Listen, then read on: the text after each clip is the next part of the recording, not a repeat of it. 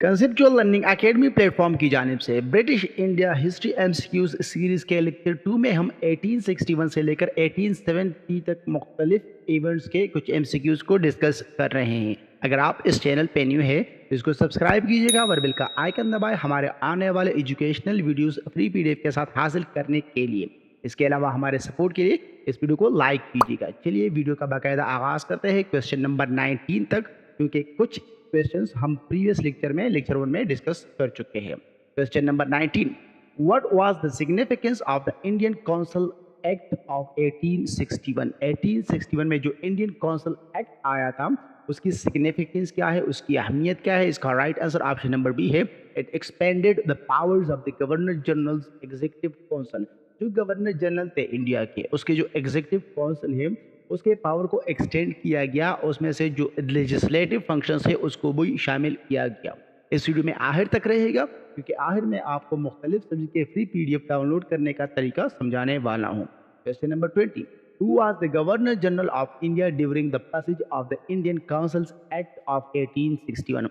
1861 में जो Indian councils act लाया गया था उसको लाने के वक्त गवर्नर जनरल ऑफ इंडिया कौन थे? तो इसका right answer option number B है, लॉर्ड कैनिंग, जो कि 1857 या 58 वार के बाद जो इसको उस दौरान लाया गया था, तैनात किया गया था, तो लॉर्ड कैनिंग ही 1861 में गवर्नर जनरल थे। इसको हमने प्रीवियस लेक्चर में अच्छे खासे डिस्कशन में रखा गया था। Question number 21, The Indian Penal Code (IPC) was enacted in 1860. IPC Indian panel code जिसको कहा जाता है, इसको 1860 में इनेक्ट किया गया था, अमल में लाया गया था।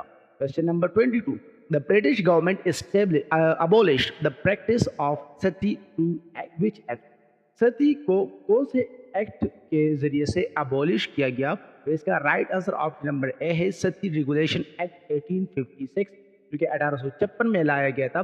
सती एक रिवाज है जो हिंदू में पाया जाता था, वो बीवी को अपने हस्बैंड के साथ सती करना, इस तरह का कुछ आप यहाँ पर डिटेल रीड कर सकते हैं। Question number 23, who was the viceroy of India during the introduction of the Indian Civil Service Examination? जो इंडियन सिविल सर्विस एग्जामिनेशन है जो कि फिर पेश किया गया, अब यूपीएससी है, यहाँ पर पाकिस्तान में पीएसएस वगैरह इस तरह के एग्जाम्स हैं। तो इसका right answer option number C है, लॉर्ड मायो। लॉर्ड मायो के दौरान जो वायसराय थे उसके दौरान ये इंट्रोड्यूस किया गया जो इंडियन सिविल सर्विसेज है, इसके एग्जामिनेशन या तरीक़ाकार जो था वो वाज़ेह किया गया था लॉर्ड मायो के वायसरायशिप में, मतलब जब वो वायसराय थे 1861 में, तब इसको इंट्रोड्यूस किया गया। Question number 24, the Indian high courts act was passed in which year? Indian high court act को 1862 में, जो कि ऑप्शन नंबर बी में रखा गया है, उस दौरान इसको पास किया गया। बाकी आप यहाँ पर डिटेल रीड कर सकते हैं। जो मेजर सिटीज़ में ब्रिटिश इंडिया के हुकूमत के दौरान थे तो वहाँ पर हाई कोर्ट बनाए गए थे, इस्टेब्लिश किए गए थे। Question number 25, Who was the first Indian to join the Indian Civil Service (ICS)?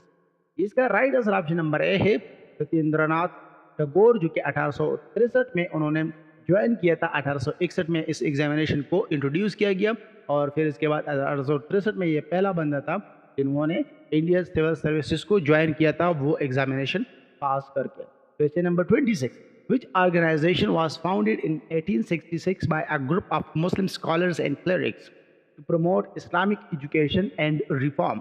इसका right answer option number B में रखा गया है, देवबंद स्कूल, इसको मदरसा भी कहा गया है। इसको 1866 में फाउंड किया गया था। कुछ मुस्लिम स्कॉलर्स थे या मजहबी लोग थे उन्होंने, बाकी आप यहाँ पर डिटेल रीड कर सकते हैं। Question number 27, Who was the last Mughal emperor of India? Last Mughal empire कौन थे इंडिया का? प्रीवियस लेक्चर में इस पे अच्छा खासा बहस कर चुके हैं।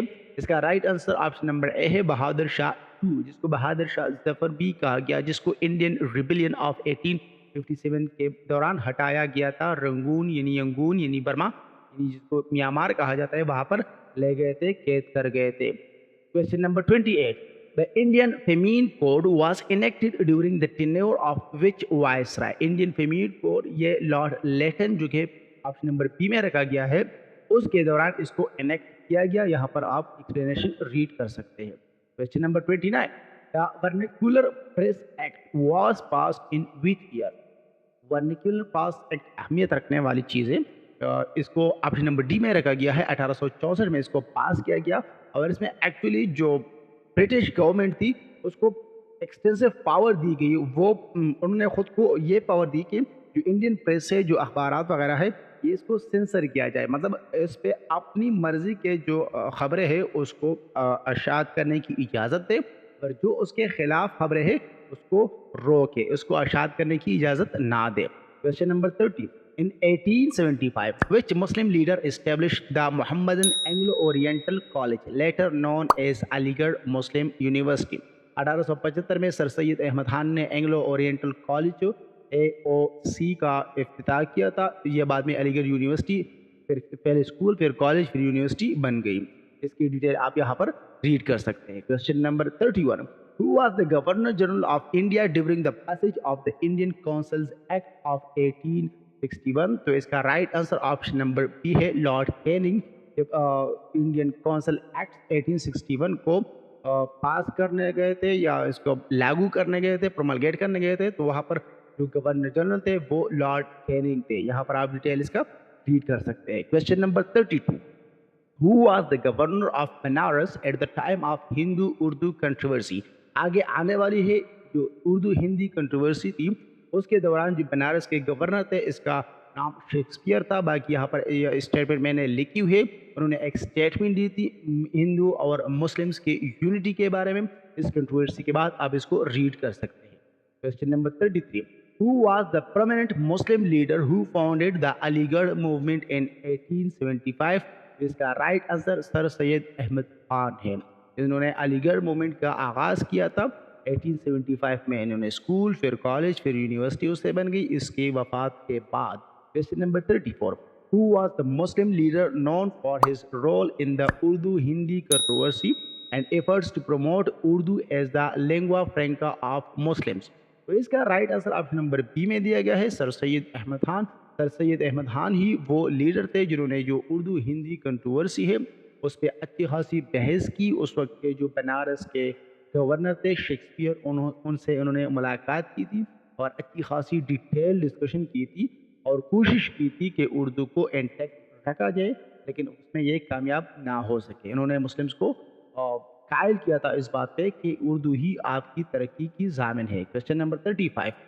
The Mahalwari system was introduced in which Indian province during this period? مطلب وہ جو پیریڈ چل رہا تھا 1860s کا, تو اس میں سے ماہلواری جس کو ہم محال کہتے ہیں, ابھی بھی کہتے ہیں, جو پٹوار سسٹم آپ نے دیکھا ہوگا اس میں محال کہا جاتا ہے.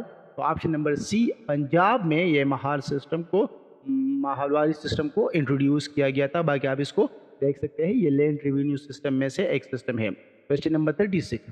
The Urdu Hindi controversy arose in 1867. اس کو ہم کچھ ڈیٹیل میں ڈسکس بھی کر چکے ہیں. 1861 ڈیٹ یاد رکھنا.